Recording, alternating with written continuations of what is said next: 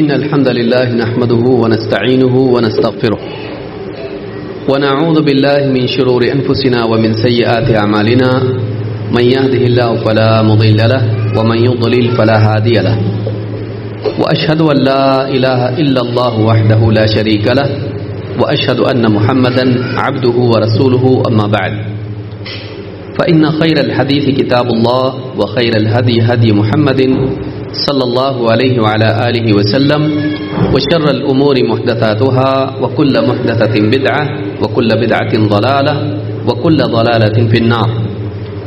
قال الله تبارك وتعالى والسلام على من اتبع الهدى والسلام على من اتبع الهدى. مہمان خصوصی فضیلۃ الشیخ عبدالغفور جامعی حفظہ اللہ، میرے محترم دینی بھائیوں اور قابل احترام ماں اور بہنوں، اللہ رب العالمین کی نعمتوں میں سے سب سے بڑی نعمت اگر کہی جائے تو اللہ تعالیٰ کی طرف سے ملنے والی ہدایت ہے. اس لیے کہ سورۃ الفاتحہ میں ہم سب ہر رکعت میں اللہ رب العالمین سے جب مانگنے کا وقت آتا ہے تو اسی نعمت کا مطالبہ کرتے ہیں. اہدنا الصراط المستقیم، اے اللہ ہمیں صراط مستقیم کی ہدایت عطا فرما. اگر اس سے بڑھ کر کوئی چیز ہوتی جس کی انسان کو دنیا میں ضرورت ہوتی تو اللہ تعالیٰ اپنے نبی کو، صحابہ کو اور سارے مسلمانوں کو اس بات کا حکم دیتا کہ مانگنے کا وقت آنے پر وہ اس چیز کو مانگے.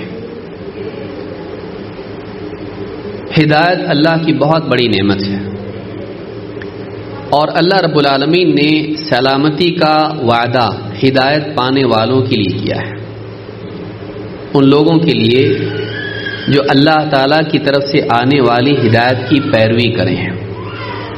اللہ تعالیٰ نے فرمایا وَالسَّلَامُ عَلَى مَنِ اتَّبَعَ الْهُدَى. موسیٰ علیہ السلام کو جو اللہ نے دعوت دے کر بھیجا، جس دعوت کے ساتھ بھیجا، اس میں ایک بات یہ تھی وَالسَّلَامُ عَلَى مَنِ اتَّبَعَ الْهُدَى، سلامتی ہو اس پر جو ہدایت کی پیروی کرے. معلوم ہوا کہ دنیا اور آخرت میں سلامتی اس کے لیے ہے، مصیبتوں سے، بلاؤں سے، عذاب سے، ناکامی سے حفاظت اس کے لیے ہے جو دنیا میں اللہ تعالیٰ کی طرف سے آئی ہوئی رہنمائی کی پیروی کرے، جو ہدایت کی اتباع کرے. ایسے انسان کے لیے سلامتی کا وعدہ ہے. لیکن سوال یہ پیدا ہوتا ہے کہ ہدایت ہے کیا؟ ابن قیم رحمۃ اللہ علیہ نے ہدایت کے 4 مراتب بیان کیے ہیں. ہم لوگ ہدایت ہدایت ہدایت، اللہ ہم کو ہدایت دے مانگتے ہیں، لیکن واقعی ہدایت کیا ہے؟ ہدایت کہتے کس کو ہیں اور اس میں کتنی چیزیں آتی ہیں یہ بھی جاننا ضروری ہے. ابن قیم رحمۃ اللہ علیہ نے کہا کہ ہدایت کے 4 مراتب ہیں. نمبر 1، اس کو یاد رکھیں، نمبر 1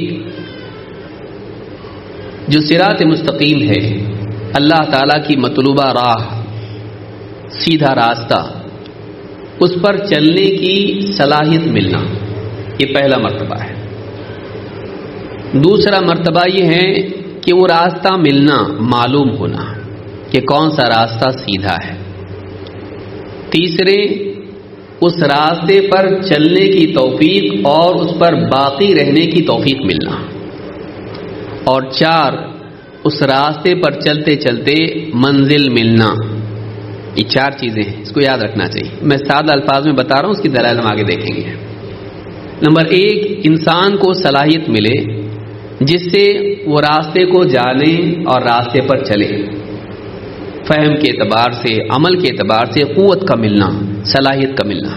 توفیق نہیں، یہ صلاحیت ہے. پھر اس کے بعد اس کو راستہ معلوم ہونا، کون سے راستے پر چلنا ہے کہ کامیاب ہوں گے.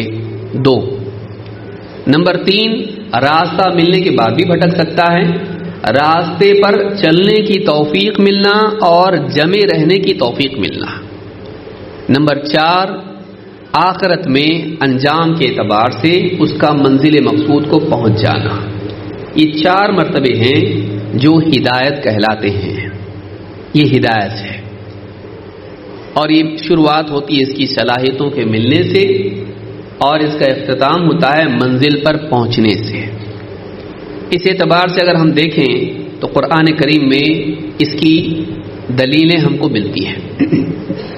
موسیٰ علیہ السلام نے جو دعوت دی اس میں ہے، فرعون نے پوچھا قال فمن ربکما یا موسیٰ، اے موسیٰ تمہارا رب کون؟ تم دونوں کا، موسیٰ و ہارون علیہم السلام، تمہارا رب کون ہے؟ فرعون نے پوچھا۔ قال فمن ربکما یا موسیٰ قال ربنا الذي اعطى كل شيء خلقه ثم هدى۔ موسیٰ علیہ السلام نے کہا ربنا الذي اعطى كل شيء خلقه، ہمارا رب وہ ہے جس نے ہر مخلوق کو اس کا ڈھانچہ عطا فرمایا، اعطى كل شيء خلقه ثم هدى، اور اسے رہنمائی دی ہے۔ پرندے آسمان میں اڑتے ہیں، کہیں سے ٹریننگ نہیں لیتے، مچھلی پانی میں تیرتی ہے، کہیں سے اس کو کوئی کورس نہیں کرنا پڑتا سوئمنگ کے اعتبار سے۔ اسی طرح سے زمین میں جتنی بھی مخلوقات ہیں ان کو جس مقصد کے لیے اللہ تعالیٰ نے پیدا کیا ہے، شہد کی مکھی سے لے کر باقی تمام مخلوقات، چڑیا کا گھونسلہ بنانا سے لے کر ہر قسم کی مخلوقات، ان مخلوقات کو جس مقصد کے لیے اللہ نے پیدا کیا ہے وہ مقصد پورا کرنے کی صلاحیت اللہ نے ان کو دی ہے، اور وہ اپنے مقصد میں لگی ہوئی ہے۔ حتیٰ کہ انسان بھی، ایک بچہ پیدا ہوتا ہے تو ماں کا دودھ پینا اسے سکھانا نہیں پڑتا ہے، یہ اللہ کی طرف سے اس کی فطرت میں ڈالا گیا ہے۔ بھوک لگے تو رونا اور اس طرح کی جتنی چیزیں ہیں، بچہ اور انسان جو صلاحیتیں اللہ نے اس کو دی ہیں علم کے حاصل کرنے کے اعتبار سے اور زندگی جینے کے اعتبار سے، عمل کرنے کے اعتبار سے، اس ساری صلاحیتوں کا ملنا یہ ہدایت کا پہلا مرتبہ ہے، اور ہر مخلوق کو ہدایت ملتی ہے۔ اس میں مومن بھی شامل ہیں، کافر بھی ہیں، کہ ہر انسان کو کچھ صلاحیتیں اللہ نے دی ہیں، بلکہ کچھ چیزیں تو ایسی کہ جو اس کے جسم کو حکم دیا اللہ نے، کہ دل کو انسان کے دھڑکنے کے لیے اس کو خود ارادہ نہیں کرنا پڑتا ہے، دل اس کا خود اپنے آپ دھڑکتا رہتا ہے، چاہیے سو جائے۔ کھانا ہضم ہونے کے اعتبار سے جسم کو اس کو بولنا نہیں پڑتا ہے، اللہ تعالیٰ نے اس کے ڈھانچے کو وہ صلاحیت دے دی ہے جو اس کی زندگی کے لیے اور اس کو صحیح راستے پر چلنے کے لیے ضروری ہے۔ تو یہ جو پہلی چیز ہے صلاحیتوں کا ملنا، یہ بھی ایک ہدایت کا مرتبہ ہے۔ یہ سورہ طٰہٰ کی آیت نمبر 49 اور 50 ہے۔ نمبر 2، حق کی وضاحت۔ دوسرا مرتبہ ہدایت کا یہ ہے کہ اللہ تعالیٰ اپنے نبیوں کے ذریعے سے لوگوں کو بتاتا ہے کہ واقعی صحیح کیا ہے، غلط کیا ہے۔ اللہ کے نبی رسول آتے ہیں، کتابیں لاتے ہیں، اور وہ لوگوں کو بتاتے ہیں کہ ہدایت کیا ہے، سیدھا راستہ کون سا ہے، گمراہی کیا ہے، کامیابی کس میں ہے، ناکامی کس میں ہے، اللہ کی عبادت کیسے کرنا چاہیے، کن چیزوں کو کرنا چاہیے، کن چیزوں سے بچنا چاہیے۔ اس کو اراءۃ الطریق بھی کہتے ہیں، راستہ دکھانا، راستہ دکھانا کہ کون سا راستہ جنت تک جاتا ہے، کون سا راستہ اللہ تک لے جاتا ہے۔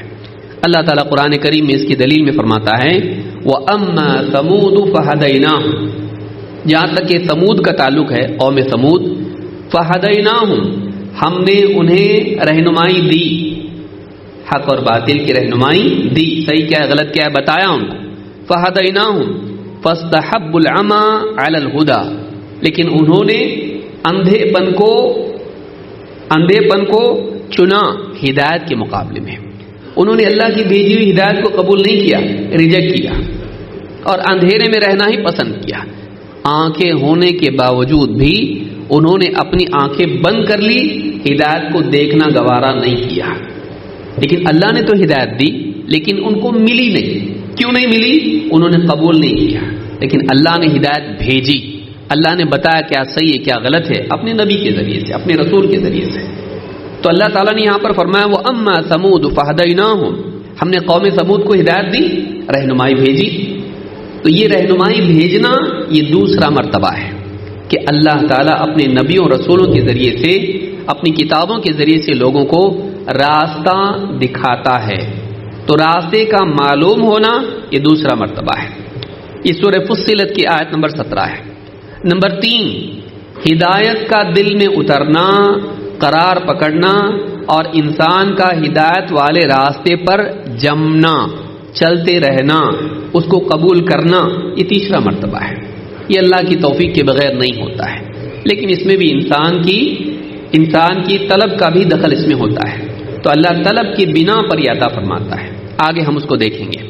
اللہ تعالیٰ فرماتا ہے انک لا تہدی من احببت ولکن اللہ یہدی من یشاء وہو اعلم بالمہتدین۔ اے نبی، آپ جسے پسند کرو اسے ہدایت دے دو، ایسا نہیں ہے، بلکہ اللہ تعالیٰ جسے چاہتا ہے، جسے پسند کرتا ہے، اسے ہدایت دیتا ہے، اور وہ خوب جانتا ہے ہدایت والے، ہدایت پانے لائق کون لوگ ہیں۔ اللہ کو معلوم ہے کس کو ہدایت دینی چاہیے، کس کو نہیں، کون ہدایت کے لائق ہے، کون نہیں، کس میں طلب ہے، کس میں نہیں، اللہ تعالیٰ جانتا ہے۔ لیکن یہ ہدایت دینا نبیوں کے ہاتھ میں نہیں ہوتا ہے، اسی لیے کہا کہ اے نبی، آپ جسے پسند کرو اسے ہدایت دے دو، ایسا نہیں ہے۔ اور یہ آیت نازل ہوئی ابو طالب کے وقت میں کہ اللہ کے نبی صلی اللہ علیہ وسلم کو دعوت دے رہے ہیں، لیکن ابو طالب نے قبول نہیں کیے۔ تو اللہ کے نبی صلی اللہ علیہ وسلم کے ہاتھ میں بھی نہیں کہ کسی کے دل میں ایمان کو داخل کر دیں، کسی کو حق کے راستے پر لے آئیں، آپ کے ہاتھ میں نہیں ہے۔ تو یہ کیا ہے؟ توفیق کا ملنا، ہدایت کے راستے پر آنا اور اس پر جمے رہنا، یہ اللہ کی توفیق سے ہوتا ہے، انسان کے بس میں یہ نہیں ہے۔ راستہ بتا سکتے ہیں لیکن راستے پر لا نہیں سکتے ہیں، اس پر چلا نہیں سکتے ہیں، یہ اللہ ہی کرتا ہے۔ یہ سورہ القصص کی آیت نمبر 56 ہے۔ نمبر 4، جنت میں پہنچانا، کیونکہ دنیا کے بعد بھی تو رستہ ایک ہے۔ دنیا میں اگر صراط مستقیم ہے، صراط، تو آخرت میں ایک اور صراط ہے جس پر سے گزر کر ہی انسان جنت میں جا پائے گا۔ اس راستے پر چلا کر جنت میں لے جانا، یہ آخری مرحلہ ہے ہدایت کا، اللہ کی توفیق سے ہی وہ ملے گا، ورنہ انسان اس پل صراط پر سے کٹ کے اور پھسل کے جہنم میں جا پڑے گا۔ جو اس صراط پر جمع ہے وہ اس صراط پر جمے گا۔ اللہ تعالیٰ قرآن کریم میں فرماتا ہے جنتیوں کی، یعنی ان کی بات کو اللہ نے ذکر کیا، وہ کہیں گے وَقَالُوا الْحَمْدُ لِلَّهِ الَّذِي هَدَانَا لِهَذَا وَمَا كُنَّا لِنَهْتَدِيَ لَوْلَا أَنْ هَدَانَا اللَّهُ۔ یہ سورۃ الاعراف کی آیت نمبر 43 ہے۔ اللہ فرماتا ہے جنتی کہیں گے وَقَالُوا الْحَمْدُ لِلَّهِ الَّذِي هَدَانَا لِهَذَا، تمام تعریف اس اللہ کے لیے ہے، اس ذات کے لیے ہے جس نے ہمیں اس جنت کی رہنمائی دی، ہدانا لہذا، ہم کو اس جنت تک پہنچایا، وما كنا لنهتدي لولا ان هدانا اللہ، اور ہمارے اختیار میں تو تھا نہیں، ہم سے تو ہو نہیں سکتا تھا کہ ہم اس جنت میں آئیں اگر اللہ ہم کو ہدایت نہ دیتا، اگر اللہ کی ہدایت، اللہ کی توفیق شامل حال نہیں ہوتی تو ہم کبھی جنت میں نہیں آتے۔ معلوم ہے کہ جنت میں پہنچنا بھی ہدایت کا ایک حصہ ہے۔ ساری ہدایت ملی اور جنت نہیں ملی تو کیا ملا؟ کیونکہ اللہ تعالیٰ نے جنت ہی تو انعام رکھا ہے۔ تو ایک انسان اس مرحلے کو، آخری مرحلے کو پائے، اس کو بھی ہدایت قرار دیا گیا اور جنتی بھی اس کو ہدایت کہیں گے۔ تو یہ 4 مرتبے ہوئے۔ ایک، دنیا میں صراط مستقیم پر چلنے کی صلاحیت کا ملنا، فہم کے اعتبار سے اور عمل کے اعتبار سے، زندگی کے معاملات کو حل کرنے یا دینی معاملات کو حل کرنے کی صلاحیت کا ملنا۔ 2، راستے کا معلوم ہونا۔ 3، راستے پر چلنے کی توفیق ملنا، جمے رہنے کی توفیق ملنا۔ 4، منزل تک پہنچنا۔ یہ 4 چیزیں مل کر ہدایت ہوتی ہیں، یہ 4 چیزیں مل کر ہدایت ہوتی ہیں۔ تو ایک انسان کو معلوم ہونا چاہیے کہ واقعی ہدایت کیا ہے۔ تو یہ 4 باتیں جاننے کے بعد ہم دیکھتے ہیں کہ ہدایت پانے کے لیے کیا ہونا چاہیے۔ اس اعتبار سے آپ دیکھیں، کسی کو راستہ ملا ہی نہیں، اس کو راستہ ملنا بھی ہدایت ہے۔ کسی کو مل گیا لیکن پھر وہ گمراہ ہونے سے بچا، یہ بھی ہدایت ہے۔ کوئی آدمی راستے پر ہے لیکن آخرت میں اسے جنت مل جائے، یہ بھی ہدایت ہے۔ تو ہر اعتبار سے ان تمام مراتب کی ہدایت انسان کو ملے، اس کے لیے اس کو کیا کیا کرنا چاہیے، وہ کون سی چیزیں ہیں جو ایک انسان کے لیے ہدایت کے اسباب میں سے ہیں، اور ہدایت کس کو ملتی ہے، ہدایت پانے کے لیے کیا کرنا چاہیے، ایک ایک کر کے ہم کچھ باتیں دیکھیں گے۔ نمبر 1، ہدایت پانے کے لیے سب سے پہلے ہدایت کی طلب دل میں ہونا چاہیے. اندر سے طلب نہیں تو چاہے ابو طالب ہو ہدایت نہیں ملتی. ہدایت کے لیے سب سے پہلے کیا چاہیے؟ اندر سے ہدایت کی طلب ہونا چاہیے، ہدایت کی جستجو ہونی چاہیے. آدمی کی نیت ہدایت پانے کی ہونا چاہیے، سیدھے راستے پر چلنے کی ہونا چاہیے. ایسے انسان کو اللہ ہدایت دیتا ہے. قرآن کریم میں سورہ الشورى میں آیت نمبر 13 میں اللہ فرماتا ہے اللہ یجتبی الیہ من یشاء، اللہ تعالی اپنی طرف بڑھنے کے لیے جس کو چاہتا ہے چن لیتا ہے. اپنی طرف اللہ تعالی جس کو چاہتا ہے چن لیتا ہے.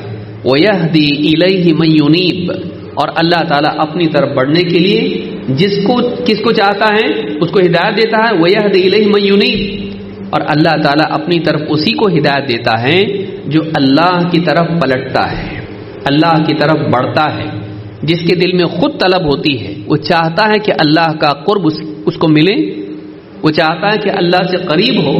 اللہ تعالیٰ اسے راستہ سجھاتا ہے. یہ سورہ الشورى کی آیت نمبر 13 ہے. اس سے معلوم ہوتا ہے کہ ہدایت پانے کے لیے ہدایت کی طلب ہونا ضروری ہے. ہم کو نہیں چاہیے، ہم نہیں سنیں گے، ہم کو بہت معلوم ہے، ایسے انسان کو ہدایت نہیں ملتی ہے. لیکن انسان میں طلب ہو، بھائی میں سننا چاہتا ہوں، صحیح راستے پہ آنا چاہتا ہوں، میں ایمان اور اسلام کی توفیق چاہتا ہوں، میں سدھرنا چاہتا ہوں، میں جنت میں جانا چاہتا ہوں، اندر سے اگر طلب ہے تو پھر ایسے انسان کے لیے اللہ تعالیٰ ہدایت کو آسان کر دیتا ہے. قرآن کریم میں اللہ تعالیٰ فرماتا ہے والذین اہتدوا زادہم ہدی وآتاہم تقواہم، والذین اہتدوا زادہم ہدی وآتاہم تقواہم، جو لوگ ہدایت کو اپناتے ہیں، ہدایت کو قبول کرتے ہیں، ہم ان کی ہدایت کو اور بڑھا دیتے ہیں. ہدایت کو قبول کرو اور ہدایت بڑھے گی. والذین اہتدوا زادہم ہدی وآتاہم تقواہم، اور ان کا بچاؤ بھی ان کو ہم عطا کرتے ہیں، پرہیزگاری تقوی ان کو ہم عطا کرتے ہیں، جس سے وہ گمراہی سے بچتے ہیں، شیطان سے بچتے ہیں. تو یہ سورہ محمد کی آیت نمبر 17 ہے.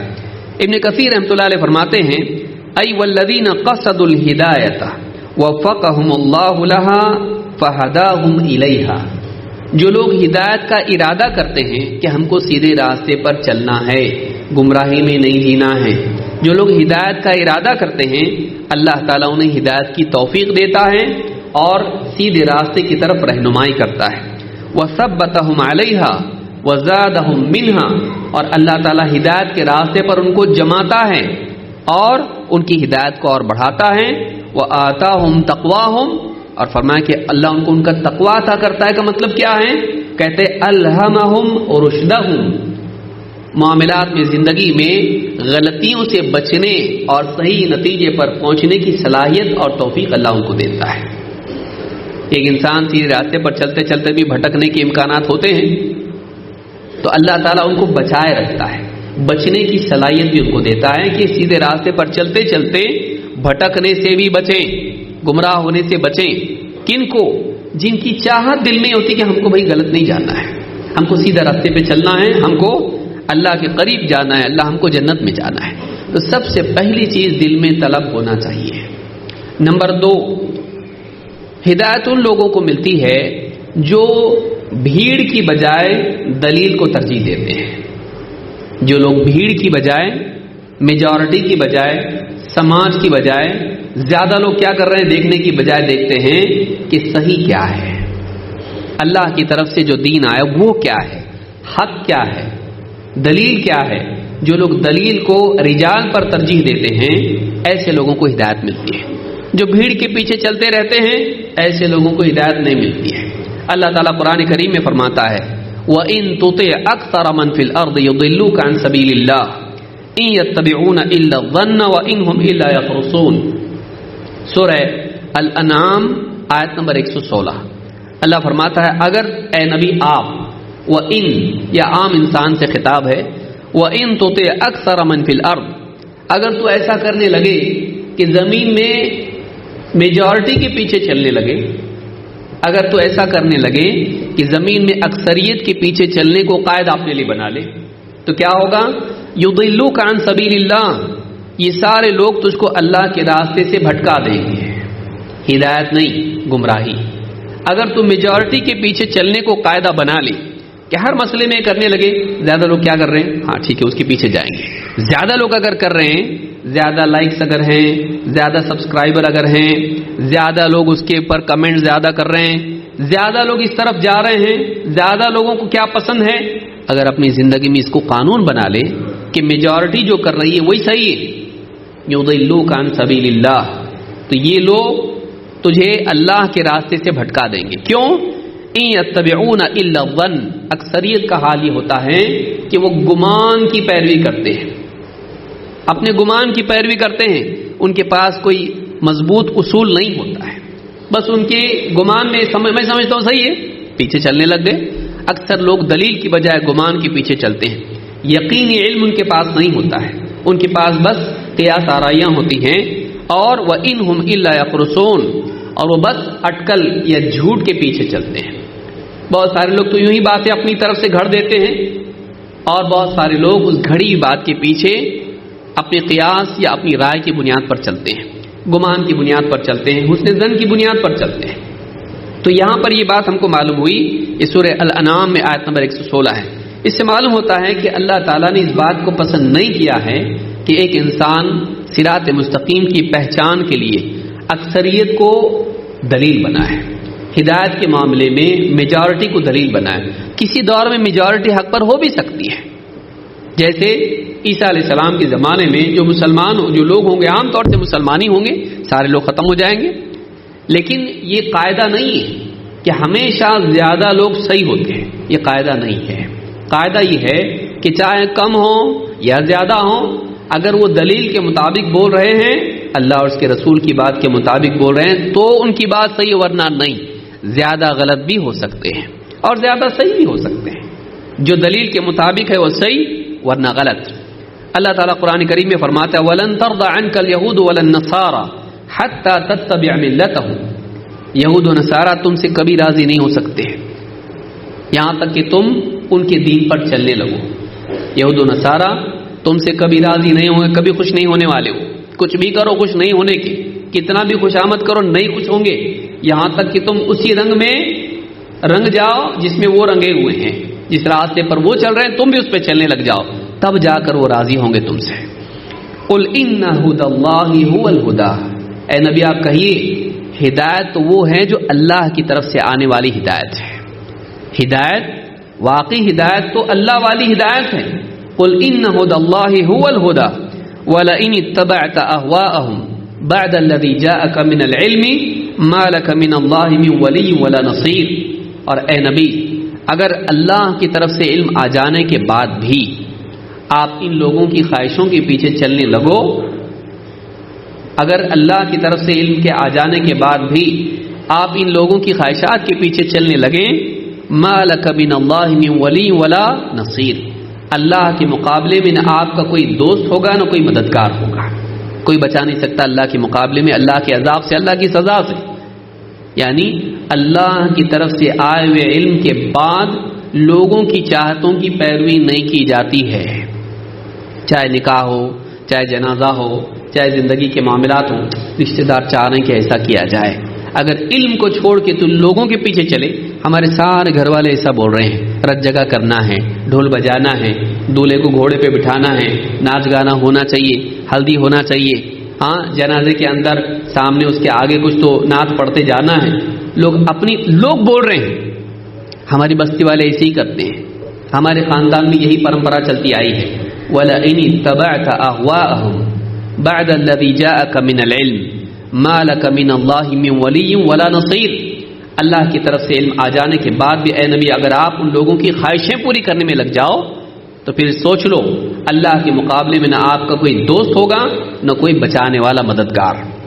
اللہ نے ڈانٹا ہے، تنبیہ کی اس میں.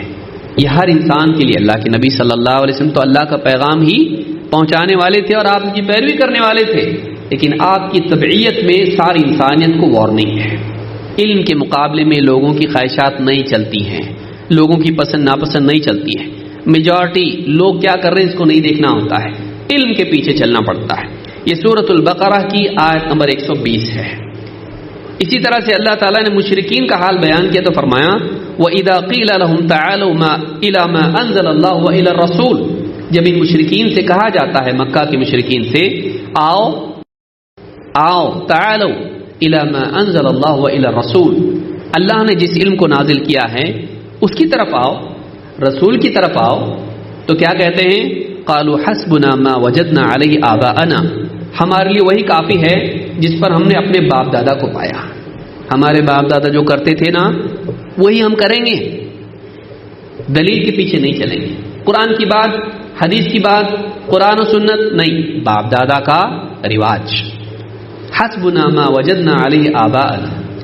اور اللہ نے فرمایا اولو کان آباؤہم لا یعلمون شیئا ولا یہتدون، کیا ایسی صورت میں بھی وہ باپ دادا کے پیچھے چلیں گے جبکہ باپ دادا کے پاس سرے سے کوئی علم نہیں تھا اور نہ وہ ہدایت یافتہ تھے، تب بھی ان کے پیچھے چلیں گے؟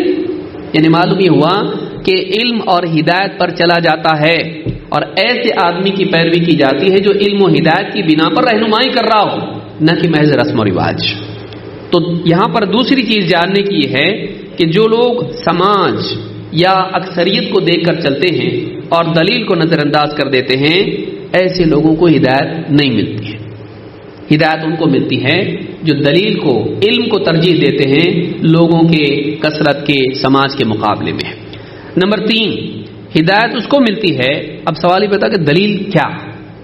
عقل دلیل ہے، سائنس دلیل ہے، کیا دلیل ہے؟ قصے کہانیاں دلیل ہے، بابا پیر صاحب یا فلاں فلاں مولوی صاحب، کون دلیل ہے؟ ہمارے خاندان کے بڑے بزرگ یہ دلیل ہیں، کون دلیل ہے؟ دلیل کیا ہے یہ بھی جاننا ضروری ہے۔ دلیل اللہ اور اس کے رسول کی بات ہے اور اس کو سمجھنے کے لیے سلف کا منہج ہے، یہ بنیاد ہے ہمارے لیے۔ اللہ تعالیٰ قرآن کریم میں فرماتا ہے شہر رمضان الذی انزل فیہ القرآن، رمضان وہ مہینہ ہے جس میں قرآن نازل کیا گیا، ھدی للناس، یہ جو قرآن ہے یہ لوگوں کے لیے ہدایت ہے۔ معلوم ہوا کہ ہدایت کیا ہے؟ قرآن ہدایت ہے۔ اگر ہدایت چاہیے تو قرآن سے جڑنا پڑے گا، قرآن سے جڑنا پڑے گا اور قرآن پڑھنا پڑے گا، سیکھنا پڑے گا، سمجھنا پڑے گا۔ یہ نہیں کہ خالی کوئی نہیں مر رہا تو اس کے لیے پڑھو اور مر گیا تو اس کے لیے پڑھو۔ ہمارے یہاں قرآن کیسے پڑھا جاتا ہے؟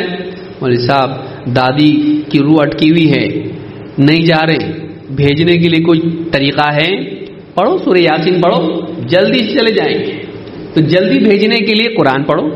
چلی گئی دادی تو اب کیا کرنا؟ ان کے لیے ایثار ثواب کے لیے قرآن پڑھو۔ نہیں جا رہے تو قرآن پڑھنا، چلے گئے تو قرآن پڑھنا۔ تو یہ ہمارے طریقہ ہے؟ نہیں، قرآن ہدایت کے لیے پڑھنا، زندگی کی اصلاح کے لیے پڑھنا، حق اور باطل کی تمیز کے لیے پڑھنا۔ اللہ نے فرمایا ھدی للناس، یہ سارے لوگوں کے لیے ہدایت ہے، نہ صرف مسلمانوں کے لیے بلکہ ساری انسانیت کے لیے۔ وبینات من الھدی والفرقان، اور ہدایت کی دلیلیں ہیں، اس میں قرآن میں ہدایت کی دلیلیں ہیں اور فرقان کی دلیلیں ہیں کہ واقعی یہ ہدایت والا راستہ ہے، قرآن کا راستہ، اس کی دلیل بھی قرآن ہی میں موجود ہے۔ پڑھو سمجھ میں آئے گا، اور زندگی میں جب مرحلے آئیں گے اور سمجھ میں نہیں آئے گا کہ سیدھا راستہ کون سا ہے اور غلط راستہ کون سا ہے، اس وقت میں تمییز کے لیے، ڈفرینشیشن کے لیے، فرق کرنے کے لیے بھی دلیلیں قرآن ہی میں ہیں، سمجھ میں آ جائے گا۔ اگر تم قرآن سے جڑے ہوئے ہو تو ایسے مواقع پر، فتنے کے مواقع پر قرآن تمہاری رہنمائی کرے گا۔ تو قرآن ہدایت کی کتاب ہے۔ معلوم ہوا کہ قرآن سے جڑے رہنا ہدایت پانے کے لیے ضروری ہے، قرآن سے جڑے رہنا ہدایت کے لیے ضروری ہے۔ سورۃ البقرہ آیت نمبر 185، اللہ کے نبی صلی اللہ علیہ وسلم فرماتے ہیں، اب دوسری چیز کیا ہے؟ سنت۔ آپ فرماتے ہیں انی قد ترکت فیکم شیئین، میں اپنے بعد تمہارے درمیان دو چیزیں چھوڑے جا رہا ہوں، میں نے اپنے بعد تمہارے درمیان دو چیزیں چھوڑی ہیں رہنمائی کے لیے، ہدایت کے لیے۔ لن تضلوا بعدہما، ان دو چیزوں کے اہتمام کے بعد تم کبھی گمراہ نہیں ہوں گے۔ لن تضلوا بعدہما، کیا ہے وہ دو چیزیں؟ کتاب اللہ و سنتی، ایک اللہ کی کتاب اور دو میری سنت۔ معلوم ہے کہ کتاب اور سنت، ان دو چیزوں کا اہتمام اگر انسان کرے وہ گمراہ نہیں ہوگا۔ گمراہ نہیں ہوگا کا مطلب کیا؟ ہدایت پر ہوگا۔ تو ہدایت پانے کے لیے انسان کو چاہیے کہ وہ قرآن اور سنت کا علم حاصل کرے، قصے کہانیاں نہیں، ملفوظات نہیں، بلکہ کیا؟ کتاب و سنت کا علم اس کے پاس ہونا چاہیے۔ امام حاکم نے اس کو روایت کیا ہے، صحیح جامع صغیر حدیث نمبر 2937، حدیث صحیح ہے۔ اللہ کے نبی صلی اللہ علیہ وسلم نے ایک اور چیز جوڑی ہے گمراہی سے بچنے کے لیے۔ کیوں؟ بعد کے دور میں اختلافات ہوں گے، آدمی بولے کہ یہ بھی صحیح لگ رہا، یہ بھی صحیح لگ رہا، صحیح کیا ہے؟ تو صحیح اختلاف کے دور میں قرآن و سنت کی صحیح تطبیق کے لیے، پریکٹیکل اپلیکیشن کے لیے کیا ضروری ہے؟ سلف کا تعامل، سلف کا منہج، خصوصاً صحابہ۔ اللہ کے نبی صلی اللہ علیہ وسلم فرماتے ہیں من یعش منکم، تم میں سے جو کوئی بعد میں زندہ رہے گا، فسیر اختلافا کثیرا، تو بہت اختلاف دیکھے گا، بہت اختلافات دیکھنے کو ملیں گے اس کو، دینی اعتبار سے ہوں، سماجی اعتبار سے ہوں، سیاسی اعتبار سے ہوں، اور خاص کر کے دینی اختلافات، رائے کے اختلافات۔ فعلیکم، ایسے وقت میں کیا کریں؟ فعلیکم بما عرفتم من سنتی، اس دور میں تمہارے لیے ضروری ہے کہ میری سنت جسے تم پہچان چکے ہو اسی کی پیروی کرو، یعنی جس کے بارے میں ثابت شدہ بات ہے کہ یہ سنت ہی ہے، لوگوں کی رائے نہیں ہے، جھوٹی حدیثیں نہیں ہیں، گھڑے ہوئے فلسفے نہیں ہیں، بلکہ جسے تم پہچان چکے ہو کہ میرا طریقہ کیا ہے، اس سنت کی اتباع تمہارے لیے لازم ہے، اسے تھامنا تمہارے لیے ضروری ہے۔ اور وسنت الخلفاء الراشدین المہدیین، اور میرے خلفاء راشدین ابو بکر و عمر و عثمان و علی رضی اللہ تعالیٰ عنہ اجمعین، ان کی سنت کو لازمی طور پر تم پکڑے رہو، جو ہدایت یافتہ ہیں، راشدین ہیں اور مہدیین ہیں، راشدین ہیں اور مہدیین ہیں، رشد و ہدایت پائے ہوئے ہیں۔ اور کہا کہ عض علیہا بالنواجذ، اسے تم اپنی ڈاڑھوں سے پکڑ لو، مضبوطی سے پکڑ لو اس کو۔ اس حدیث کو امام احمد، ابن ماجہ اور حاکم نے روایت کیا ہے، صحیح جامع صغیر حدیث نمبر 4369، حدیث صحیح ہے۔ اس حدیث سے بات معلوم ہوتی ہے کہ بعد کے دور میں جب اختلافات پیدا ہوں گے امت میں اور انسان کے لیے سمجھنا مشکل ہو جائے گا کہ ہدایت کیا ہے، ایسے وقت میں وہ سنت کا علم حاصل کریں اور اس کی سنت پر عمل کرنے کے لیے دیکھیں صحابہ نے اس پر کیسے عمل کیا، صحابہ نے اس پر کیسے عمل کیا۔ چاہے علم غیب کا مسئلہ ہو کہ اللہ کے نبی صلی اللہ علیہ وسلم کو علم غیب تھا کہ نہیں تھا، آپ انسان تھے کہ نور تھے کہ بشر تھے، یا اسی طرح سے آپ کی پیدائش کا دن منانا چاہیے کہ نہیں، عید میلاد النبی، یا فاتحہ دینا کہ نہیں دینا، قبروں پر تعمیر کرنا کہ نہیں، درگاہ بنانا کہ نہیں بنانا، ایسے 50 مسائل ہیں، اس کا حل فوراً نکل آتا ہے، جواب ملتا ہے صحابہ نے اسے کیے کہ نہیں کیے۔ اگر یہ دین ہے تو صحابہ ایسا کرتے، اور صحابہ میں خصوصاً خلفائے راشدین ایسا کرتے، جبکہ اسلامی حکومت تھی اس وقت میں، خلافت تھی اس میں، خلافت میں نہیں ہوا ایسا، خلافت کے دور میں نہیں ہوا جبکہ سب اہل حق تھے اس میں، پھر وہ دین کیسے ہو سکتا ہے؟ تو بہت سارے بدعات ختم ہو جاتی ہیں، ان کی ریڑھ کی ہڈی ٹوٹ جاتی ہے جب ہم یہ دیکھتے ہیں کہ صحابہ نے ایسا کیے کہ نہیں کیے، سلف نے ایسا کیا کہ نہیں کیا۔ تو ہدایت پانے کے لیے ضروری ہے کہ ایک انسان سلف کے منہج کو بھی دیکھے، یہ ہوا نمبر 3۔ نمبر 4، ہدایت پانے کے لیے ضروری ہے کہ ایک انسان علم کو اہل علم سے لے، علم کو اہل علم سے لے۔ معتبر لوگوں سے دین کو لینا گمراہی سے بچنے کی لازمی شرط ہے، نہیں غلط ذریعے سے علم حاصل کیا، چیک نہیں کرنے کی صلاحیت اس میں نہیں ہے، اب گمراہی کا علم آ گیا، یہ بھی گمراہ ہو جائے گا۔ کسی مسئلے کو تلاش کرنے کے لیے گوگل پر تلاش کیا، اس کے دل کے جیسا جواب، وہ مسئلہ پہلا سرچ انجن میں وہ تھوڑی نہ دیکھتا ہے کون سا حق والا کون سا باطل، اس نے لا کے رکھ دیا شیعہ کا ویب سائٹ، اور اس نے اس کو دیکھ لیا اور جواب لے لیا، معلوم نہیں شیعہ کا ہے، قادیانی کا ہے، منکر حدیث کا ہے، یہودی کا ہے، نہیں معلوم، معتبر ذریعے سے نہیں لیا، جو مل گیا لے لیا، جو مل گیا لے لیا، تحقیق نہیں کی، اہل حق سے حق کو نہیں لیا، ایسا انسان گمراہ ہو سکتا ہے۔ ہدایت کے لیے ضروری ہے کہ ایک انسان ہمیشہ حق کو اہل حق سے لے، علم کو اہل علم سے لے، ہوا میں کہیں سے بھی اویلیبل ہے تو نہیں، آسانی سے مل رہا تو لے لے، نہیں، تکلیف سے بھی ملتا ہے تو لینا، لیکن کس سے؟ اہل حق سے۔ آج ہم ایسے دور میں ہیں کہ ساری چیزیں گھر پہ آ جاتی ہیں، ہاں، امیزون، فلپکارٹ اور یہ اور وہ، آدمی فوراً چاہتا آسانی سے جو مل رہا نا وہ لو نا، محنت کر کے کیوں؟ جب ایزیلی مل جا رہا ہے، ٹک ٹاپ کرنے کے بعد سب آ جا رہا ہے، تو پھر اتنا جا کے مسجد میں بیٹھنا، عالم کے پاس بیٹھنا، اس سے پوچھنا، اتنی محنت کون کرے بھائی؟ سرچ کرو، جواب حاضر، یوٹیوب، فیس بک، یہاں وہاں گوگل، لیکن اس میں صحیح آئے گا کہ غلط آئے گا آپ کو کیسے معلوم؟ نہیں بات تو صحیح لگ رہی نا، آپ کو لگ رہی، لیکن وہ صحیح ہے کہ نہیں فیصلہ کون کرے گا؟ جس کے پاس علم ہے، تجربہ ہے، وہ فیصلہ کرے گا۔ تو اس معاملے میں علم کو اہل علم سے لینا ضروری کیوں ہے؟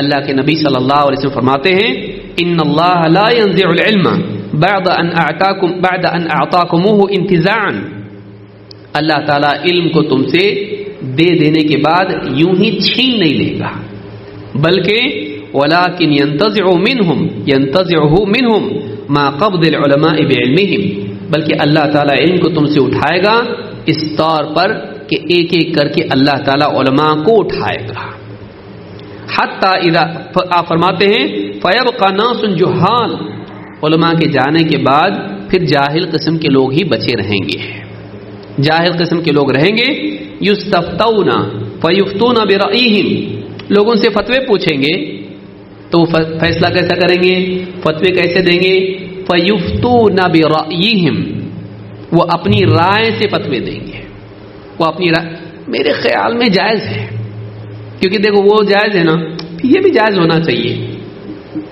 تو اب کیا ہے، آدمی اپنی رائے سے جب فتوے دینا شروع کرتا ہے، وہ انسان جس کے پاس علم نہیں ہے تو کیا ہوتا ہے، آپ نے فرمایا فَيُضِلُّونَ وَيَضِلُّونَ، وہ دوسروں کو بھی گمراہ کریں گے فتویٰ دینے والے، اور خود بھی گمراہ ہوں گے، غلط فتویٰ دے کے خود گمراہ ہوں گے، دوسروں کو گمراہ کر کے ان کا بھی گناہ ان کے اوپر آ جائے گا۔ یہ کب ہوگا؟ جب علماء نہیں رہیں گے۔ معلوم یہ ہوا کہ علماء کا وجود گمراہی سے حفاظت ہے امت کے لیے، اور علماء سے دور ہو کر نیم حکیم خطرہ جان، نیم ملا خطرہ ایمان، ایسے لوگ جن کو پوری طرح سے گہرا علم نہیں ان کے پاس، یہاں سے وہاں سے کاپی پیسٹ منسٹر، ایسے جو لوگ ہیں کہ یہاں سے کچھ ڈھونڈا وہاں سے کچھ ڈھونڈ لیا، گوگل پہ فلاں ویب سائٹ سے ایک چیز لے لی، فلاں ویب سائٹ سے ایک چیز لے لی، اور وہ جوڑ توڑ کے لوگوں کے بیچ میں رہنما بن کے جو بیٹھتے ہیں، ایسے لوگ جن کو سیکھنے سے زیادہ سکھانے کا شوق ہو۔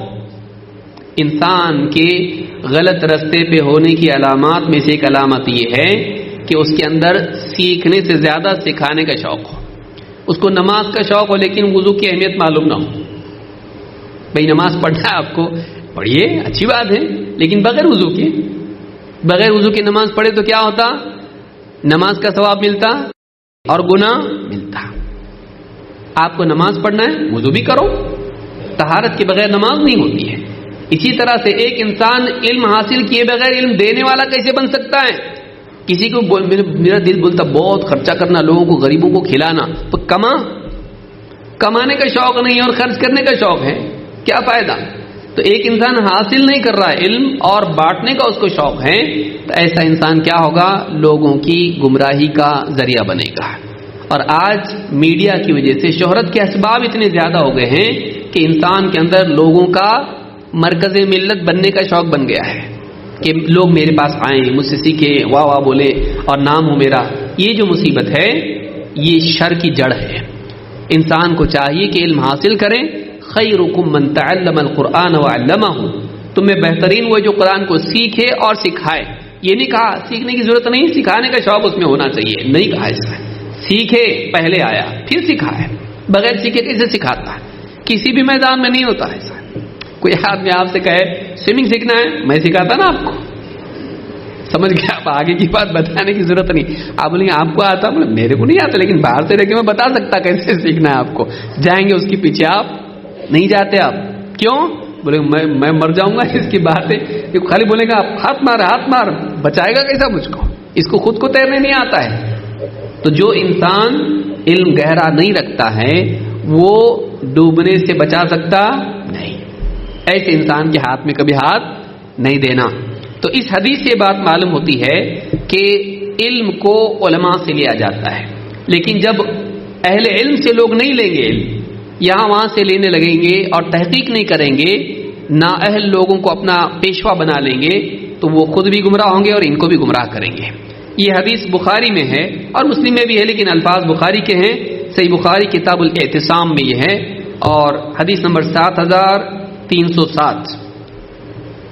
نمبر 5، ہدایت پانے کے لیے اور خصوصاً ہدایت پر جمے رہنے کے لیے ضروری ہے کہ انسان جتنا جانتا ہو اس کے مطابق عمل بھی کرنے والا ہو، جتنا جانتا ہو اس کے مطابق عمل بھی کرے۔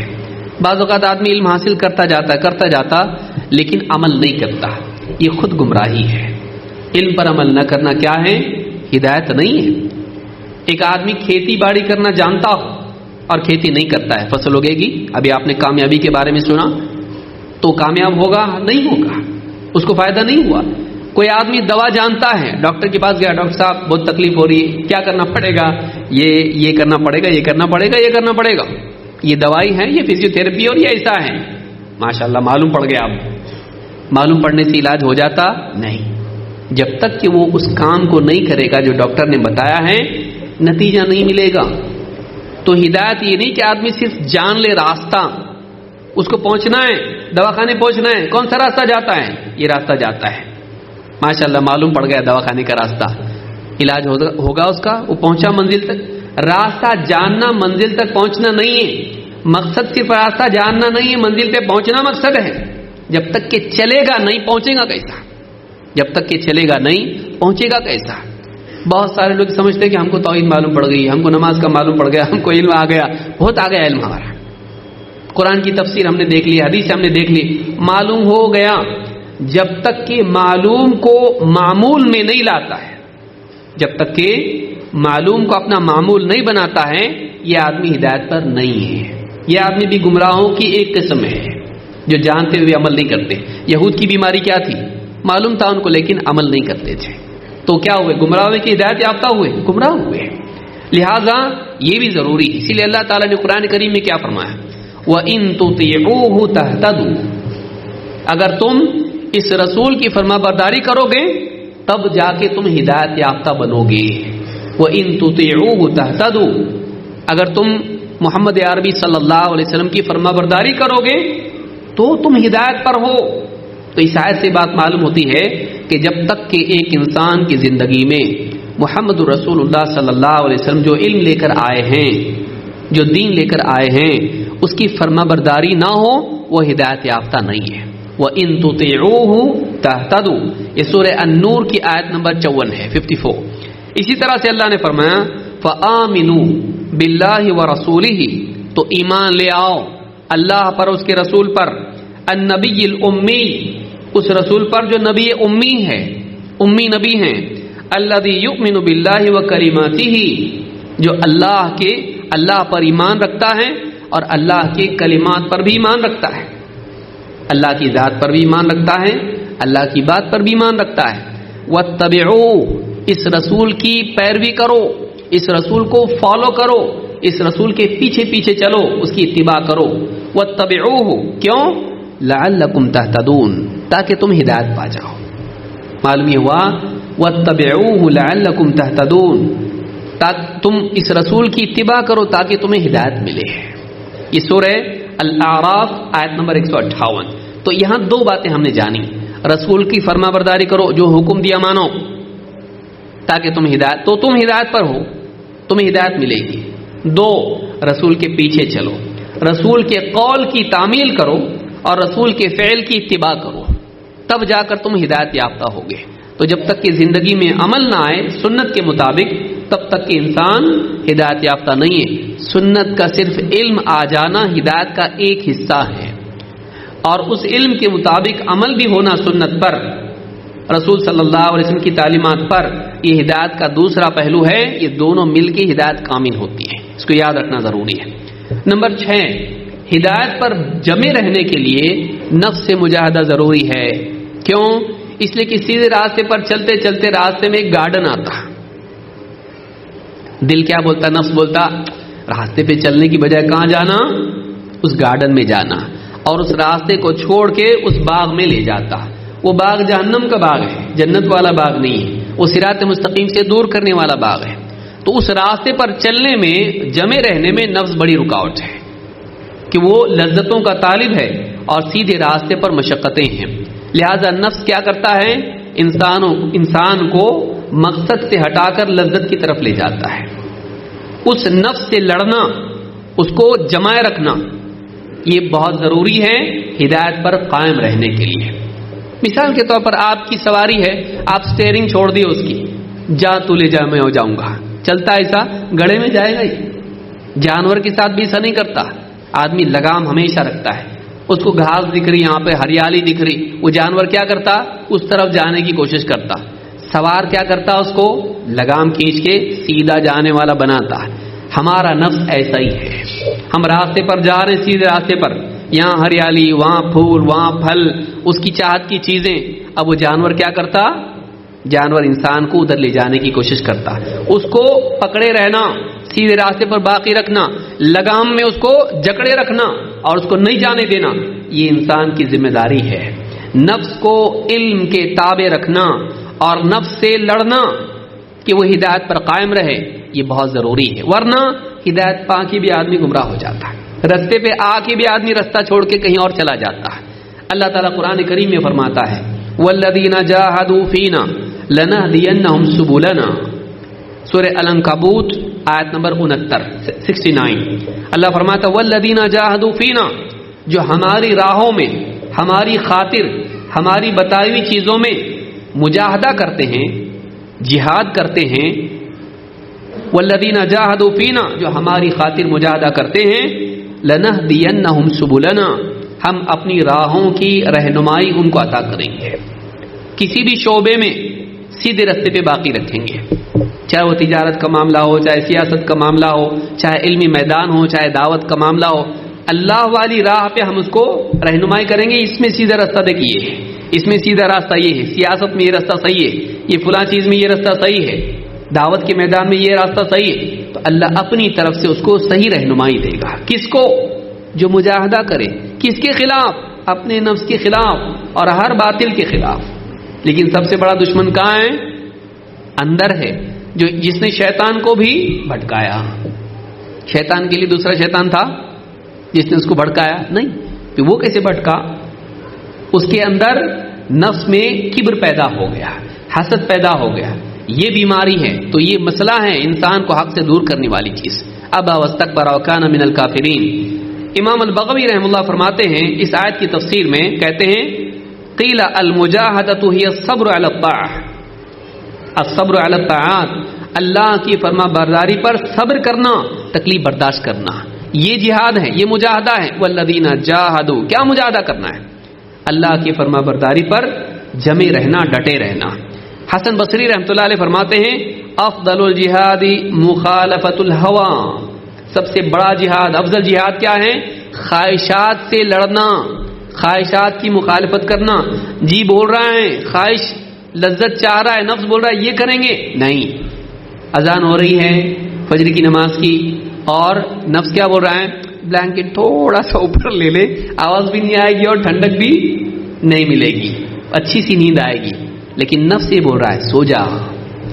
لیکن اذان میں مؤذن کیا کہہ رہا ہے؟ حی علی الصلاۃ، حی علی الفلاح۔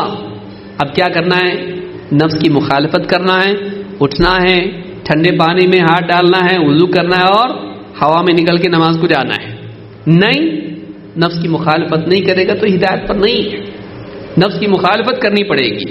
فضیل ابن ایاض کہتے ہیں والذین جاہدوا فی طلب العلم لنہدینہم سبل العمل بہ، جو علم کی راہ میں مجاہدہ کریں گے، علم حاصل کرنے کے لیے تکلیف اٹھائیں گے، ڈٹے رہیں گے علم حاصل کرنے میں، ہم عمل کے راستے ان کے لیے ہموار کریں گے، ان میں ہم کو ہدایت دیں گے۔ تو یہاں پر آپ دیکھیے کئی اقوال علماء کے ہیں جس کا حاصل یہ ہے کہ انسان اگر نفس کے خلاف، اپنی خواہشات کے خلاف مجاہدہ کرے، اللہ تعالیٰ اسے ہدایت دیتا ہے۔ اللہ تعالیٰ قرآن کریم میں فرماتا ہے وَلَا تَتَّبِعِ الْهَوَىٰ فَيُضِلَّكَ عَن سَبِيلِ اللَّهِ، اپنی خواہشات کی اتباع مت کر، من چاہی کے پیچھے مت چل، رب چاہی کے پیچھے چل، من چاہی نہیں، جو جی میں آیا وہ کروں گا، دس از مائی لائف، آج کل بہت چلتا نا، انگلش بولنے سے صحیح ہو جاتا کیا؟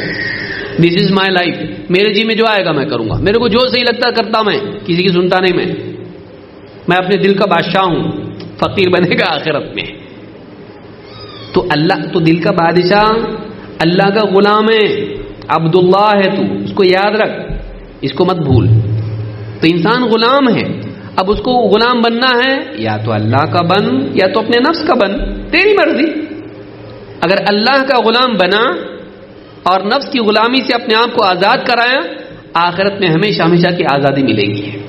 اگر دنیا میں نفس کا غلام بنا اور اللہ کا غلام نہیں بنا، اللہ کے حکموں سے نکل بھاگا، قیامت کے دن زنجیروں میں جکڑا جائے گا، جہنم کا غلام بنے گا۔ تیری مرضی، تو یہاں بولتا تھا نا میری مرضی، تیری مرضی، تجھ کو چننا ہے۔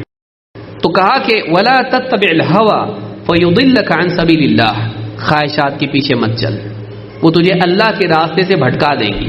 معلوم ہے کہ خواہش پرستی انسان کو ہدایت سے بھٹکا دیتی، صراط مستقیم سے بھٹکا دیتی ہے۔ یہ سورہ صاد میں آیت نمبر 26 میں اللہ تعالیٰ نے کہا ہے۔ اسی طرح سے نمبر 7ویں چیز ہدایت پانے کے لیے کیا ضروری ہے؟ ایک انسان اللہ پر بھروسہ رکھے۔ اللہ پر بھروسہ رکھنے والا، اللہ پر توکل کرنے والا زندگی کے مسائل میں گمراہ نہیں ہوتا ہے، چاہے وہ دینی معاملات ہوں یا دنیا معاملات ہوں، دعوت کا میدان ہو یا تجارت کا میدان ہو، ایسا انسان ہدایت پر قائم رہتا ہے۔ کیوں؟ اس لیے کہ دنیا کی پریشانی انسان کو بھٹکا دیتی ہے، اللہ پر بھروسہ انسان کو صراط مستقیم پر قائم رکھتا ہے اور اللہ کی مدد کا منتظر بناتا ہے۔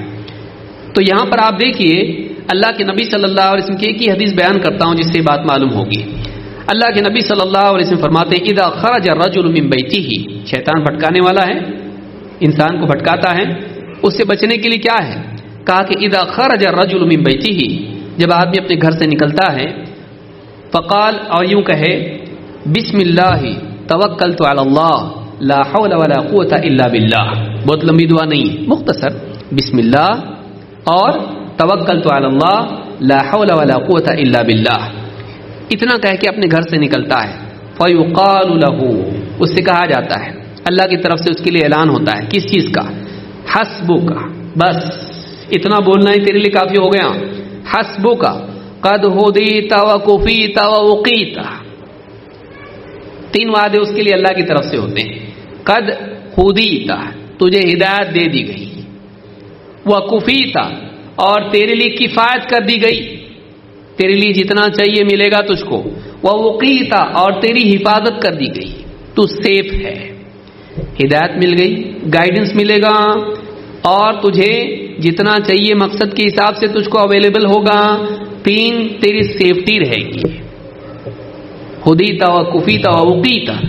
فتنحى له الشیطان، شیطان اس سے ہٹ کے دور ہو جاتا، جو اس سے چمٹ رہا تھا نا اس کو مس گائڈ کرنے کے لیے، گمراہ کرنے کے لیے، شیطان دور ہو جاتا ہے۔ فیقول له شیطان آخر، اور ایک شیطان اس کو بولتا ہے، اس شیطان کو جو اس کے پیچھے پڑا ہوا تھا بھٹکانے کے لیے، کیف لک برجل قد ہدی وکفی ووقی، اب کیسا زور چلے گا تیرا اس کے اوپر؟ ایسے آدمی پر تیرا کیا بس چل سکتا ہے جس کو ہدایت دے دی گئی، جس کے لیے کفایت کر دی گئی، اور جس کے لیے وقایا، حفاظت عطا کر دی گئی، اللہ نے جس کے لیے بچاؤ عطا کر دیا، اب تو کیا اس کو بھٹکا سکتا ہے؟ یہ سیف ہے۔ تو معلوم ہے کہ یہ جو کلمات ہے، اللہ کا نام لے کر ایک انسان اللہ پر توکل کرتا ہے اور توکل کے ساتھ اپنے گھر سے نکلتا ہے، اب وہ شیطان سے کیا ہو جاتا ہے؟ محفوظ ہو جاتا ہے، اور اس کے لیے ہدایت کا فیصلہ اللہ کی طرف سے ہوتا ہے۔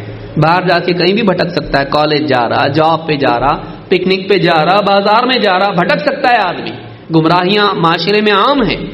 گھر سے نکلتے وقت ہی بولے بسم اللہ توکلت علی اللہ لا حول ولا قوت الا باللہ، کتنی دیر لگتی، لیکن اس پہ کیا وعدہ ہوتا ہے اللہ کی طرف سے؟ ہدایت، کفایت اور وقایہ، حفاظت کا۔ اس حدیث کو امام ابو داؤد، نسائی اور ابن حبان نے روایت کیا ہے، سیل جامع صغیر حدیث نمبر 499، حدیث صحیح ہے۔ نمبر 8، ہدایت پر جمے رہنے کے لیے کیا ہے؟ مصیبتوں میں اللہ کے فیصلے پر راضی رہنا۔ مصیبتیں، دنیا میں مصیبت نہیں آئے گی، آئے گی، نبیوں پہ آئی کہ نہیں آئی؟ آئی، کوئی آدمی ایسا نہیں جس پہ مصیبت نہیں آئے گی۔ مصیبتیں جب آتی ہیں تو آدمی کیا کرتا ہے؟ ان مصیبتوں میں گھبرا جاتا اور سیدھا راستہ چھوڑ دیتا، یا ان مصیبتوں میں ناراض ہو جاتا، دین پہ چل رہا اور پھر اللہ میرے ساتھ ایسا کیوں کر رہا، جانے دو، نماز نہیں پڑھوں گا آج، آدمی دین چھوڑ دیتا ہے۔ تو مصیبتیں انسان کو بھٹکا دیتی، یا اللہ کو مانتا، دین کو مانتا، لیکن بولتا جب تک مصیبتیں کچھ حرام کر لیں گے بعد میں توبہ کر کے سیدھا ہو جائیں گے، یہ بھی شیطان دل میں ڈالتا ہے۔ ٹیمپرری ہے، یہ بفرنگ پیریڈ ہے میرا، ہاں بفرنگ میں وہ بفرنگ زندگی بھر کا ہو جاتا ہے. تو انسان بعض اوقات مصیبتوں میں اللہ سے راضی نہیں رہتا ہے اور غلط راستے پہ نکل جاتا ہے. ہدایت پانے کے لیے ضروری ہے کہ انسان دنیا کی مصیبتوں میں اللہ کی تقدیر پر، اس کے فیصلوں پر راضی رہے. اللہ تعالیٰ قرآن کریم میں کیا فرماتا ہے؟ ما اصاب من مصیبت الا باذن اللہ، تم پر جو بھی مصیبت آتی ہے، ما اصاب من مصیبت، جو بھی کسی انسان کو مصیبت پہنچتی ہے، الا باذن اللہ، وہ اللہ کے حکم سے ہی پہنچتی ہے، اللہ کے چاہنے سے ہی ہوتا ہے. اللہ کی اجازت کے بغیر کسی کو مصیبت نہیں آتی. وَمَن يُؤْمِن بِاللَّهِ يَهْدِ قَلْبَهُ، وَمَن يُؤْمِن بِاللَّهِ يَهْدِ قَلْبَهُ، جو اللہ پر ایمان رکھتا ہے اللہ تعالیٰ اس کے دل کو ہدایت دے دیتا ہے. جو اللہ پر ایمان رکھتا ہے اللہ اس کے دل کو ہدایت، ڈائریکٹ دل کو ہدایت ملتی ہے. کس کے؟ ان مصیبتوں میں جو ایمان رکھتا ہے. کیا مطلب کیا ہے؟ یہ سورہ التغابن کی آیت نمبر 11 ہے. ابن کثیر رحمۃ اللہ علیہ فرماتے اس کی تفسیر میں ومن اصابته مصیبت، جس کسی انسان کو مصیبت پہنچے، فعلم انها بقضاء اللہ وقدرہ، وہ اس بات کا یقین رکھے کہ یہ مصیبت اللہ کی قضا و قدر سے ہی آتی ہے. فصبر، اور صبر کرے، واحتسب، اللہ سے اجر و ثواب کی امید رکھے صبر پر، واستسلم لقضاء اللہ، اور اللہ کی قضا، اللہ کے فیصلے کے آگے اپنے آپ کو پابند کر لیں، اس پر راضی کر لیں. حد اللہ قلبہ، اللہ تعالیٰ اس کے دل کو ہدایت دے دیتا ہے، اس کا دل نکھر جاتا ہے، اس کا دل حق پر اور جم جاتا ہے، اللہ سے اور قریب ہو جاتا ہے. اللہ تعالیٰ اس کو اور زیادہ توفیق عطا فرماتا ہے. وقد یکلف علیہ ما کان اخذ منہ او خیرا منہ، اور کبھی تو ایسا بھی ہوتا ہے کہ جو اللہ نے اس سے چھینا تھا اللہ واپس اس کو لوٹا دیتا ہے یا اس سے زیادہ اچھا دیتا ہے. انٹرویو میں گیا نہیں ملا جاب، ناراض ہو گیا، انٹرویو واپس پاس ہوگا نہیں، لیکن سوچا ٹھیک ہے اللہ اس سے بہتر رزق دے گا. ڈیل فیل ہو گئی، بزنس میں نقصان ہو گیا، رشتہ آیا تھا گیا، یا کچھ اور بیماری ہوئی. بعض اوقات اللہ تعالیٰ اس مصیبت کو ہٹا دیتا ہے اور اس سے بہتر حالات ڈالتا ہے. کب؟ جب بندہ اللہ سے راضی رہتا ہے اور اس تکلیف پر اللہ تعالیٰ کی شکایت نہیں کرتا، صبر کرتا ہے اور اللہ سے اجر و ثواب کی امید رکھتا ہے اور یقین رکھتا ہے بھائی جو بھی مصیبت آتی ہے اللہ ڈالتا ہے، میرا مالک ہے وہ جس حال میں مجھ کو رکھ کے میں خوش ہوں. دعا کر سکتا ہوں اللہ مصیبت ہٹا، لیکن میں اللہ کا فیصلہ غلط ہے کبھی نہیں بولوں گا. میں اللہ کا فیصلہ صحیح، اللہ نے میرے اوپر تکلیف ڈالا ظلم نہیں ہے، ہاں لیکن میں کمزور ہوں، اے اللہ تکلیف ہٹا دے. مالک نے تکلیف ڈالا تاکہ میں دعا کروں، اس سے دعا کا ثواب بھی ملے، مصیبت بھی ہٹے. یہ اللہ کی طرف سے میرے لیے موقع ہے ثواب کا، اور میرا ایمان بھی بڑھے گا دعا سے جب اللہ میری مصیبت کو ہٹائے گا. مومن بندہ ایسا ہوتا ہے، وہ اللہ کی طرف سے آنے والی مصیبت پر اللہ سے ناراض نہیں ہوتا بلکہ اور راضی ہو جاتا ہے اور اللہ کی طرف دوڑتا ہے. تو کہا کہ وَمَن يُؤْمِن بِاللَّهِ يَهْدِ قَلْبَهُ، جو اللہ پر ایمان رکھتا ہے اللہ اس کے دل کو ہدایت دیتا ہے. یہ ہوگا 8. نمبر 9، ہدایت کے لیے ضروری ہے کہ ہمارا جو ابدی دشمن ہے، کون؟ شیطان، اس کے مقابلے میں ہم سیف ہو جائیں. کیوں؟ اس لیے کہ شیطان مرنے تک چھوڑتا نہیں ہے، شیطان مرنے تک چھوڑتا نہیں ہے. اللہ تعالیٰ قرآن کریم میں فرماتا ہے وَإِمَّا يَنزَغَنَّكَ مِنَ الشَّيْطَانِ نَزْغٌ فَاسْتَعِذْ بِاللَّهِ، شیطان کی طرف سے اگر تیرے دل میں کوئی وسوسہ آئے، نزغن فاستعذ باللہ، تو اللہ کی پناہ مانگ، اعوذ باللہ من الشیطان الرجیم، یا اس طرح کے جو کلمات ہیں وہ کلمات کہہ کہ میں شیطان کے مقابلے میں اللہ کی پناہ مانگتا ہوں. اے اللہ مجھے شیطان سے بچا، مجھے شیطان سے بچا. انہ سمیع علیم، یقیناً اللہ تعالیٰ دعاؤں کا سننے والا اور تمہارے حالات کا جاننے والا ہے. یہ سورہ الاعراف کی آیت نمبر 200 ہے. اس میں اللہ نے فرمایا کہ جب بھی تیرے دل میں کوئی وسوسہ آئے شیطان کی طرف سے تو اللہ سے سیکیورٹی مانگ، شیطان سے بچنے کی دعا اللہ سے مانگ. کیوں؟ اس لیے کہ شیطان ہی تو ہے جو انسان کو گمراہ کرتا ہے. آدم علیہ السلام جنت سے محروم ہوئے، کیسے؟ شیطان نے کیا کیا؟ وہ زبردست پیڑ ہے یہ، اللہ نے کیا کہا تھا وَلَا تَقْرَبَا هَٰذِهِ الشَّجَرَةَ فَتَكُونَا مِنَ الظَّالِمِينَ، اس پیڑ کے قریب مت جانا ورنہ تم ظالم ہو جاؤ گے، اپنے اوپر ظلم کرنے والے ہو جاؤ گے، راہ سے نکل کے دنیا کی مشقت میں جاؤ گے. اب شیطان نے آگے کیا کہا؟ هل ادلک علی شجرۃ الخلد وملک لا یبلا، بتاؤ ہمیشہ ہمیشہ کی زندگی پانے والا پیڑ کون سا ہے؟ اس کا پھل کھا کے ہمیشہ کی زندگی ملے گی. وہ ملک لا یبلا، ایسی بادشاہت ملے گی جو کبھی پرانی نہیں ہوگی، ایسی بادشاہت جو کبھی پرانی نہیں ہوگی، ہمیشہ رینیول اس کا رہے گا، ہمیشہ تازہ رہے گی، ایک دم ہمیشہ ہری بھری رہے گی بادشاہت. بتاؤں پیڑ ایسا؟ بتایا. کیا ہوا؟ فَأَكَلَ مِنْهَا فَبَدَتْ لَهُمَا مِنْ سَوْآتِهِمَا، کھایا اس میں سے تو کیا ہوا؟ چھپانے کی جگہ ایک دوسرے کے اوپر ظاہر ہو گئی اور جنت سے نکالے گئے. تو جنت سے محرومی شیطان، ہدایت سے صراط مستقیم سے محرومی شیطان، دین سے دوری شیطان. تو شیطان سے بچنے کے لیے کیا کرنا پڑے گا؟ ٹھیک ہے ہم لڑیں گے اس سے، کوئی ضرورت نہیں ہے، اللہ کی پناہ مانگ. کیوں؟ دکھتا نہیں وہ، انہ یراکم هو وقبیلہ من حیث لا ترونہ، وہ اور اس کا قبیلہ کنبا فوج پوری اس کی تم کو وہاں سے دیکھتے ہیں جہاں سے تم اس کو دیکھ نہیں سکتے. تلوار لے کے کھڑا کیسا ہوگا بھائی؟ وہ پیچھے سے آ کے مارے گا، نیچے سے کہیں سے بھی آ کے مارے گا، تو اس کو کیا معلوم کہاں ہے وہ؟ دکھتا ہو نہیں دکھتا ہو. تو اب کیا کر، اب کیا کر؟ اللہ کو تو دکھتا نہ ہو، اللہ کو دکھتا ہے، اسی لیے کیا کہا؟ فاستعذ باللہ، فاستعذ باللہ انہ سمیع علیم، اللہ کی پناہ مانگ، وہ بڑا سننے والا جاننے والا ہے، وہ تیری دعا کو سنتا ہے اور تیرے مسائل کو اور ان کے حل کو بھی جانتا ہے، شیطان کی چالوں کو بھی جانتا ہے اور کیسا بچانا یہ بھی جانتا ہے، سب جانتا ہے.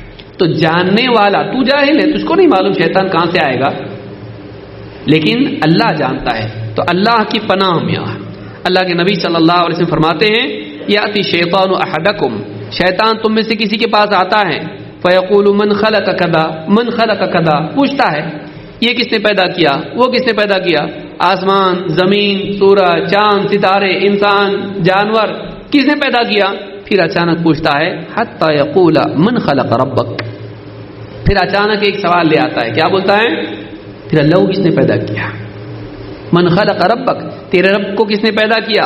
آپ فرماتے فَإِذَا بَلَغَهُ فَإِذَا بَلَغَهُ فَلْيَسْتَعِذْ بِاللَّهِ وَلْيَنْتَهِي، جب معاملہ یہاں تک پہنچ جائے، سلسلہ ہوتے ہوتے ہوتے ہوتے بات یہاں تک آ جائے، فَلْيَسْتَعِذْ بِاللَّهِ، اللہ کی پناہ مانگے، اللہ محفوظ رکھ شیطان سے، مجھ کو اعوذ باللہ من الشیطان، کیا آ گیا دل میں میرے، فَاسْتَعِذْ بِاللَّهِ وَلْيَنْتَهِي، اور ان خیالات سے رک جائے، ان خیالات سے رک جائے.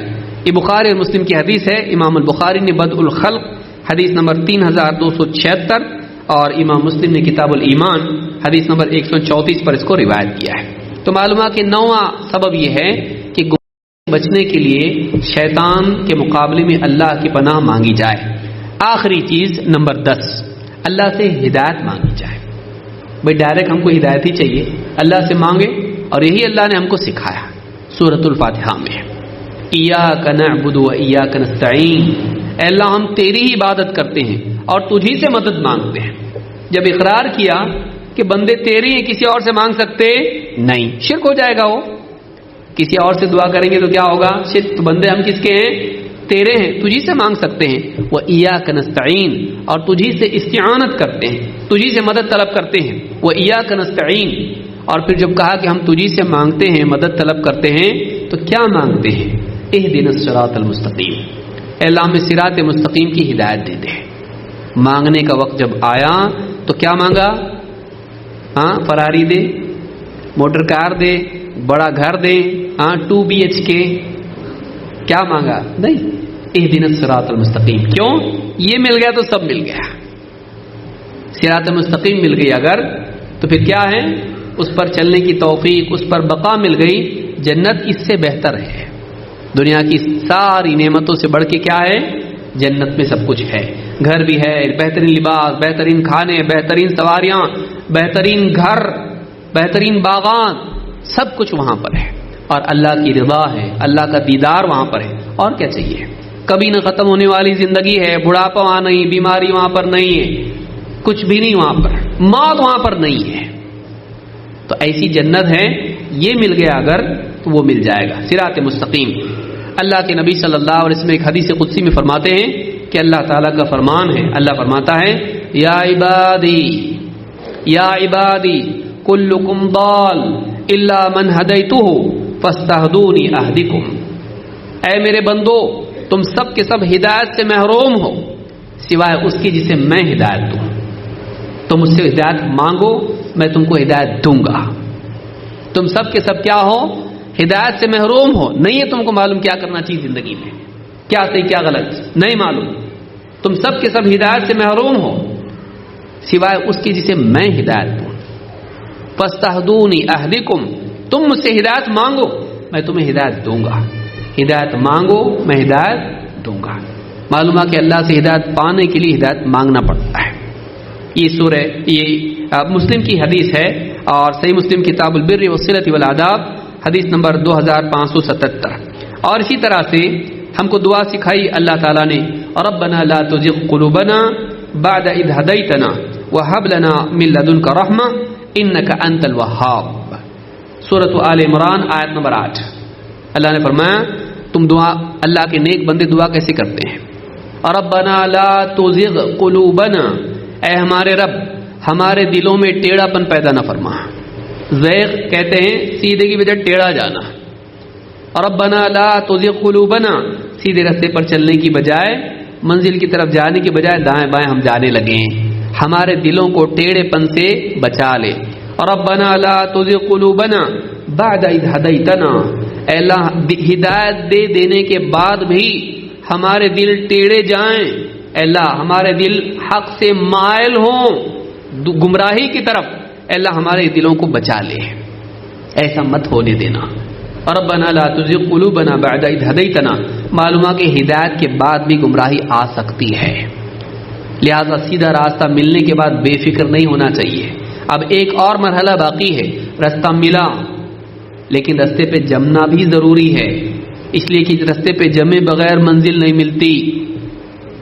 मंजिल पाने के लिए रास्ते पर बचे रहना, जमे रहना जरूरी है। तो कहा कि रब्बना ला तुज़िग़ क़ुलूबना बअद इज़ हदैतना, तो ये दुआ जो है वह हब लना मिन लदुनका रहमा, और अपनी तरफ से अल्लाह हमको रहमत तोहफे में अता कर दे। इन्नका अंतल वहाब, यकीनन तू ही है जो सब कुछ देने वाला है, अता करने वाला है। इसी तरह से आप देखें अल्लाह के नबी सल्लल्लाहु अलैहि वसल्लम ने दुआ सिखाई हज़रत अली को, कहते कि मुझसे अल्लाह के नबी सल्लल्लाहु अलैहि वसल्लम ने कहा, कुल अल्लाहुम्मा हदीनी व सद्दिदनी। क्या दुआ मांगना थी? छोटी सी दुआ है, अल्लाहुम्मा हदीनी व सद्दिदनी, अल्लाह मुझको हिदायत दे दे और मुझे सदाद की तौफीक अता फरमा। टेढ़ा नहीं, सीधा जाने वाला बने। क़ुलू क़ौलन सदीदा, सीधी सीधी बात बोलो। अल्लाह मुझे हिदायत दे दे, रास्ता दिखा दे और फिर सीधे उस पे चलते रहने की तौफीक दे। दाएं बाएं मुड़ने की से बचा, इफरात व तफरीद से बचा, गुलू व तक़सीर से बचा, कोताही से बचा, अपनी तरफ से दीन में बढ़ाने से बचा, हराम से बचा, गुनाहों से बचा और नेकियों में सुन्नत को छोड़ के बिदात से बचा। अल्लाह महदीनी व सद्दिदनी, अल्लाह मुझे हिदायत दे दे और मुझे सीधे चलते रहने की तौफीक दे दे। ये दुआ अल्लाह के नबी सल्लल्लाहु अलैहि वसल्लम ने सिखाई। ये सही मुस्लिम में हदीस मौजूद है, किताब ज़िक्र व दुआ व तौबा वल इस्तिग़फ़ार, हदीस नंबर 2725। तो ये 10 बातें हैं जिनका एहतमाम हमको करना चाहिए। आखिर में मैं इयादा कर देता हूं ताकि आप लोगों के लिए याद रखना आसान हो। क्या चीजें हैं ये? नंबर 1, हिदायत पाने के लिए जरूरी है कि इंसान के दिल में हिदायत की तलब हो, नंबर 1। नंबर 2, हिदायत के लिए जरूरी है, हिदायत पाने के लिए, कि इंसान दलील को मेजॉरिटी से ज्यादा पावरफुल माने, दलील को फॉलो करे, मेजॉरिटी को नहीं या समाज को नहीं। नंबर 3, कुरान सुन्नत और सलफ के मनहज को सीखे, जाने, इसका इल्म हासिल करे, किस्से कहानियों में नहीं जिए, अक्ल के पीछे नहीं चले। नंबर 4, इल्म को पक्के पुख्ता गहरा इल्म रखने वालों से ले, अल्लम गल्लम यहाँ वहाँ की बातें नहीं ले, यूट्यूब और इधर उधर से गैर मोतबर लोगों की बात को न ले। उस पर सही लोग हैं तो उनकी बात को ले सकता है, लेकिन पसंद आता, इनकी बात बहुत अच्छी लगती, दिल नरम होता, लेकिन वो सही है कि नहीं? तेरा दिल नरम हो रहा है लेकिन टेढ़ा जा रहा ना। हाँ, अगर कोई आदमी दवा मांग रहा है, बोले ये परेशान है, बीमार है हमारा, दवा दो उसको, बोले इधर उधर मत जाओ, मैं देता दवा।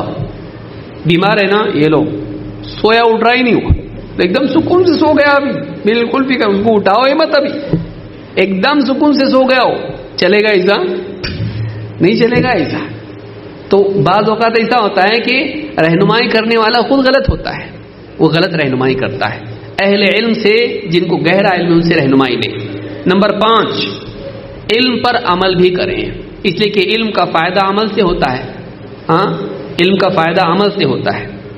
इसी तरह से नंबर 6, नफ्स से मुजाहदा करें, क्योंकि सीधे रास्ते पर जमे रहने के लिए नफ्स से लड़ना ज़रूरी, क्योंकि वो दाएं बाएं ले जाने की कोशिश करेगा।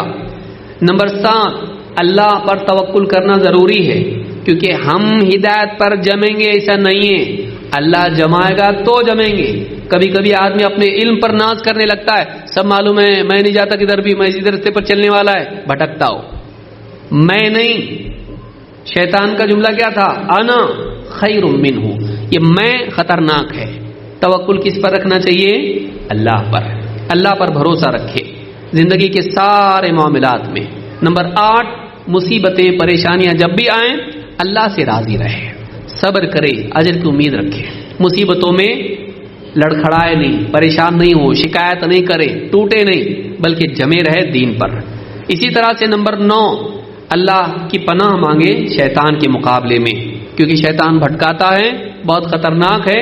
हमसे लड़ने की ताकत, हमारे अंदर उससे लड़ने की ताकत नहीं है। हम क्या कर सकते हैं? अल्लाह की सिक्योरिटी मांग सकते हैं, अल्लाह बचाएगा तो ही बचेंगे, नहीं तो नहीं बचते। और नंबर 10, अल्लाह ताला से हिदायत की दुआ करना चाहिए। ये 10 काम अगर हम करते हैं तो कमाल दर्जे में, हकीकी मानों में हम हिदायत के मुस्तहिक बनते हैं। अल्लाह ताला हम सबको हिदायत से नवाजे, हिदायत पर जमने की तौफीक दे और दूसरों के लिए हिदायत का जरिया बनने की तौफीक अता फरमाएं। अक़ूलु हाज़ा व अस्तग़फिरुल्लाह ली व लकुम।